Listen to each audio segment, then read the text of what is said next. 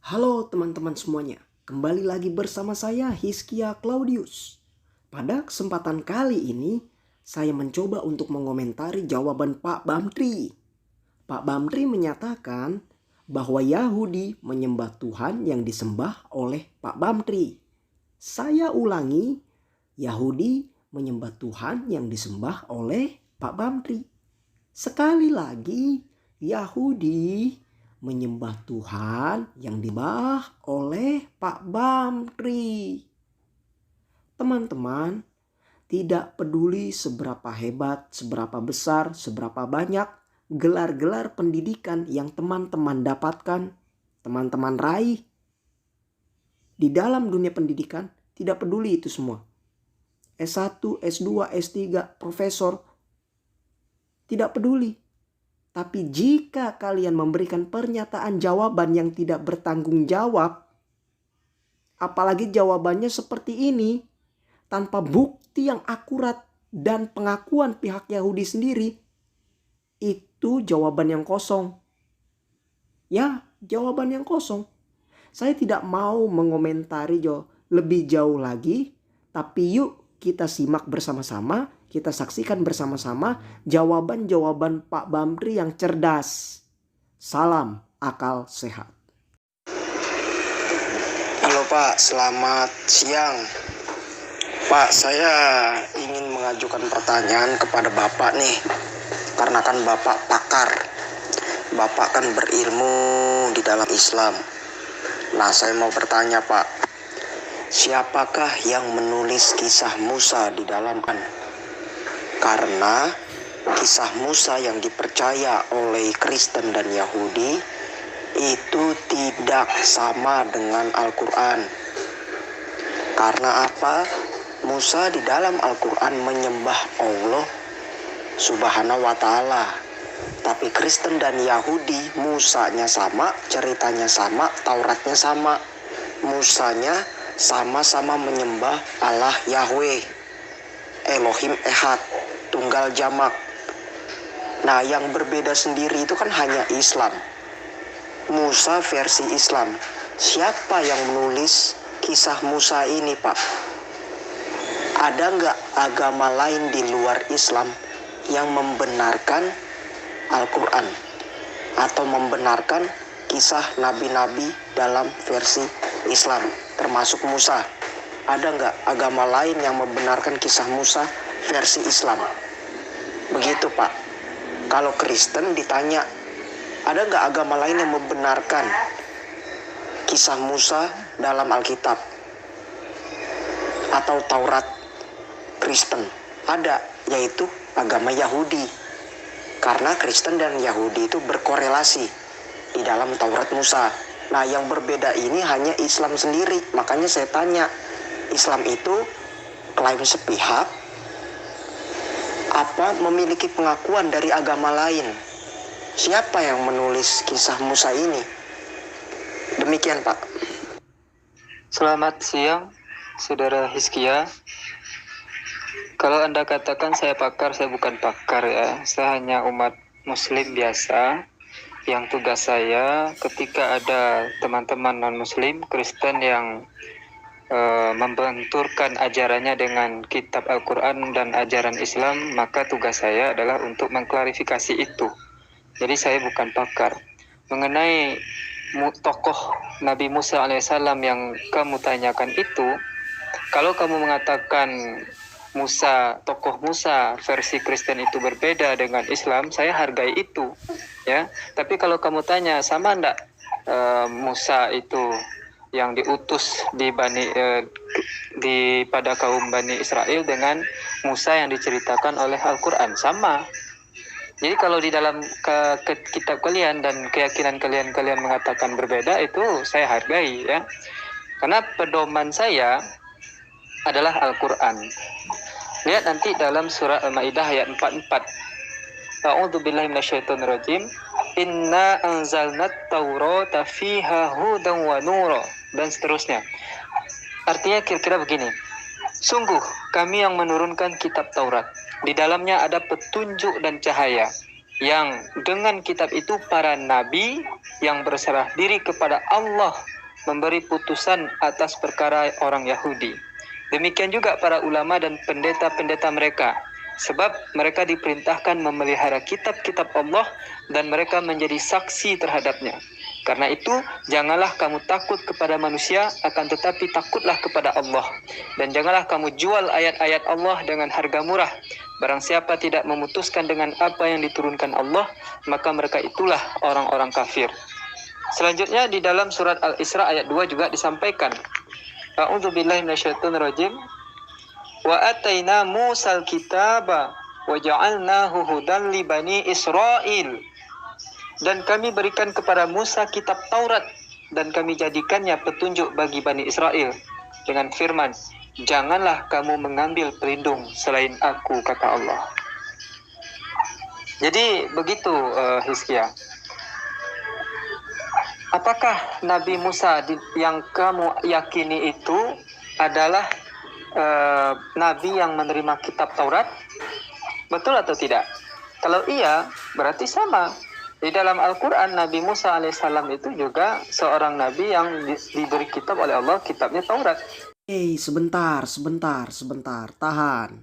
Tadi Pak Bamtri menyatakan, apakah kamu mengimani Musa yang menerima kitab Taurat? Betul atau tidak? Kalau betul, berarti sama. Oh, tahan dulu Pak Bamtri. Baca dulu. Taurat adalah 5 kitab pertama Tanak Yahudi ya, atau Alkitab Ibrani, dan bagian perjanjian lama di Alkitab Kristen. Kitab Kejadian, Kitab Keluaran, Kitab Imamat, Kitab Bilangan, Kitab Ulangan. Apakah kelima kitab ini tercantum seluruhnya di dalam kitab agamanya Pak Bamtri? Jelas tidak dong.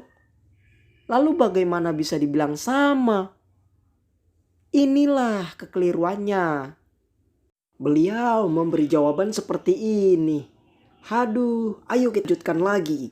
Salam akal sehat. Kepada siapa Nabi Musa dan kitab itu diberikan oleh Allah? Ini khusus kepada kepada kaum Bani Israel. Nah, ini yang mau saya sampaikan kepada Anda Hizkia. Jadi sebelum Al-Quran itu turun dan sebelum diutusnya Nabi Muhammad SAW, Nabi terakhir oleh Allah Subhanahu Wa Taala, dulu ajaran-ajaran para nabi itu dikhususkan hanya untuk pada kaumnya saja. Begitu juga dengan kitab-kitabnya, juga hanya dikhususkan kepada kaum pada masa itu saja. Nah, akan tetapi Al-Quran dan Islam ini adalah ajaran yang universal, ajaran yang berlaku untuk semua bangsa. Artinya kita bangsa Bani Israel, bangsa Arab, dan bangsa seluruh di dunia ini harusnya mempedomani Al-Quran. Karena ini adalah kitab universal untuk semua bangsa, tidak lagi dikhususkan untuk bangsa-bangsa itu. Nah, begitu Hizkia. Lalu pertanyaanmu, siapakah yang menulis kisah Musa di dalam Al-Quran? Jelas Allah. Ya, dari 2 surat yang saya bacakan tadi, surat Al-Ma'idah ayat 44 dan Al-Isra ayat 2, itu jelas. Firman Allah mengatakan bahwa kisah Musa alaihissalam itu adalah firman Allah di dalam Al-Quran, adalah kalamullah, Allah yang mengisahkan. Nah, tapi kan persoalannya begini, Anda tidak meyakini Al-Quran, makanya Anda mengatakan tokoh Musa yang kalian yakini hari ini berbeda dengan tokoh Musa yang ada di dalam Al-Quran. Andai saja kalian itu beriman kepada Allah dan percaya kepada Al-Quran, maka tokoh Musa yang diceritakan itu sama. Karena ia adalah sama-sama utusan Allah yang diutus kepada Bani Israel, kemudian sama-sama diberikan kitab oleh Allah, yaitu kitab Taurat. Oke teman-teman semuanya, di sini saya akan mengomentari sedikit jawaban Pak Bamtri. Ada 2 poin yang akan saya bahas. Poin yang pertama, Musanya itu jelas berbeda. Karena apa? dalam kitab agamanya Pak Bamri itu tidak ditemukan, tidak ditulis 5 kitab yang dipercaya oleh Tanakh Yahudi dan Alkitab Kristen. Dan ini sudah berlangsung sejak dari dahulu kala. Oke, karena 5 kitab ini adalah Taurat. Nah, jadi jelas ya. Karena dalam 5 kitab tersebut, kisah Musa jika dibandingkan itu berbeda. Kisahnya berbeda, teladannya berbeda, Tuhannya berbeda. Apa masih mau dibilang sama? Jelas berbeda. Yang selanjutnya, Nabi Musa itu diceritakan di dalam hadis Sahih.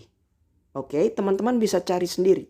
Di dalam hadis Sahih dikatakan bahwa Nabi Musa ingin menjadi umat Nabi Muhammad. Nah, ini tercatat loh di dalam hadis Sahih. Teman-teman bisa mencarinya sendiri atau teman-teman pernah mendengarnya cerita hadis tersebut. Oke, poin yang kedua, jika saya berpindah convert menjadi umat agamanya Pak Bamri, saya pun tidak akan bisa menemukan bukti akurat dan pengakuan dari pihak Yahudi sendiri bahwa Musanya itu sama. Tentu saya tidak akan menemukan bukti yang akurat. Karena apa? Memang tidak ada bukti yang akurat. Pertama, dari bukti data, fakta, sejarah, itu tidak menunjukkan adanya tanda-tanda kisahnya sama, ceritanya sama, teladannya sama, Tuhannya sama. Enggak sama sekali. Nah, apabila ada jawaban-jawaban, itu hanya klaim sepihak yang digaung-gaungkan. Jadi kalau saya convert, apakah saya menemukan jawaban? Tidaklah. Wong buktinya nggak ada. Ya toh, apakah Yahudi membenarkan? Jelas tidak membenarkan. Wong kitab Tauratnya Yahudi dan Kristen itu sama. Kitab Kejadian, kitab Keluaran, Imamat, Bilangan, Ulangan. Dan tidak ada satu iota cerita kisah Nabi Musa, Kristen dan Yahudi berbeda. Nothing. Nggak ada sama sekali teman-teman. Oke, jadi jelas ya. Berbeda. Begitu. Jadi begitu ya Rizky ya. Kemudian antara Yahudi dan Islam sebetulnya tidak bertentangan kalau masalah Allah. Karena di dalam Taurat yang Musa ajarkan kepada Bani Israel itu sama. Apa? Yaitu menyembah Allah. Menyembah Hasem. Nah, ini yang kemudian orang Kristen meniru-niru. Ya kan? Anda kan tahu ya kenapa Yahudi itu tidak Islam, karena mereka tidak mengakui nabi-nabi yang diutus oleh Allah. Dia tidak mengakui Nabi Muhammad SAW adalah utusan Allah. Itu saja. Kalau masalah Allah yang disembah, yang disebutkan di dalam Taurat itu sama, yaitu Allah Subhanahu wa Ta'ala. Jadi Anda jangan sekali lagi mengatakan Kristen itu sama dengan Yahudi. Salah besar Anda itu. Oke teman-teman, coba di sini kita sama-sama mendengar ya jawabannya Pak Bamri tadi. Pak Bamri bilang perbedaan Yahudi dan agamanya Pak Bamri atau Islam itu bedanya hanya di pengakuan. Yahudi hanya tidak mengakui Nabi Muhammad sebagai nabi. Nah, tapi yang disembah, yang diakui di dalam Taurat itu adalah sama, yaitu Allah Subhanahu wa Ta'ala. Ini prinsip ketuhanan loh. Coba teman-teman pikirkan baik-baik dan coba teman-teman pelajari sendiri deh. Nggak perlu saya jelaskan lagi. Kira-kira jawaban seperti itu ada nggak akal sehatnya? Ada nggak akal sehatnya? Jawaban seperti itu loh. Coba renungi baik-baik. Bahkan setingkat profesor pun Anda memiliki gelar sehebat apapun, tapi Anda berkata memberi jawaban seperti itu, jatuh, runtuh semua gelar-gelar Anda. Coba teman-teman pikirkan baik-baik jawaban seperti ini. Salam akal sehat. Lalu kamu mengatakan bahwa Kristen itu relasi dengan Yahudi. Musa itu diutus Allah kepada Bani Israel, dan Musa mengajarkan menyembah Allah Hashem. Nah, sekarang yang mestinya kamu pikirkan adalah Kristen itu bukanlah agama Bani Israel. Itu ya. Oke, baik. Ada 3 poin yang akan saya koreksi di sini. Yang pertama, relasi.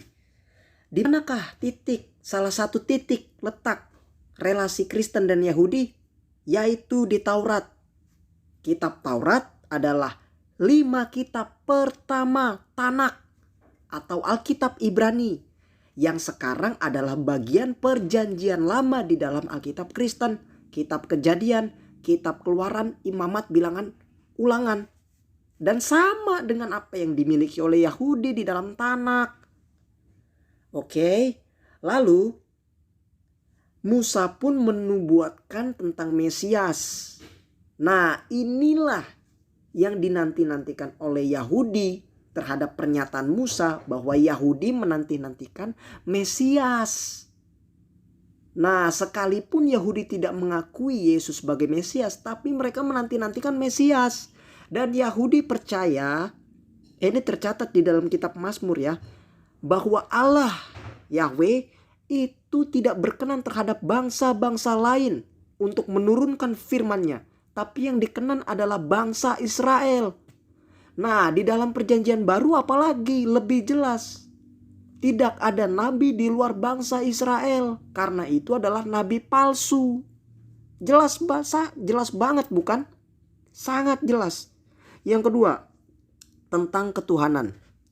Yahudi itu mengenal nama pribadi Tuhan, yaitu Allah Yahweh. Namun nama ini begitu keramat, YHWH. Begitu keramat, makanya Yahudi memanggil berdoa kepada Allah Elohim, Adonai. Seperti itu. Lalu yang ketiga, tentang Kristen, bukan agama Israel. Kristen memang bukan agama, Pak, pada dasarnya. Arti Kristen itu tidak ada hubungannya dengan agama.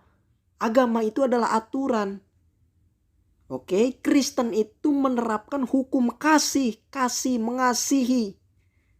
Ya kan? Kristen itu artinya orang yang percaya kepada Kristus. Sejak Yesus turun ke dunia ini menebus dosa, Yesus tidak mendirikan agama Kristen. Tapi kata Kristen itu merujuk kepada orang yang percaya kepada Kristus. Kok begitu susah dipahami sih? Aduh Pak. Oke teman-teman, sekian video kali ini. Saksikan part 2-nya. Saya akan upload sesaat lagi. Salam akal sehat. Shalom.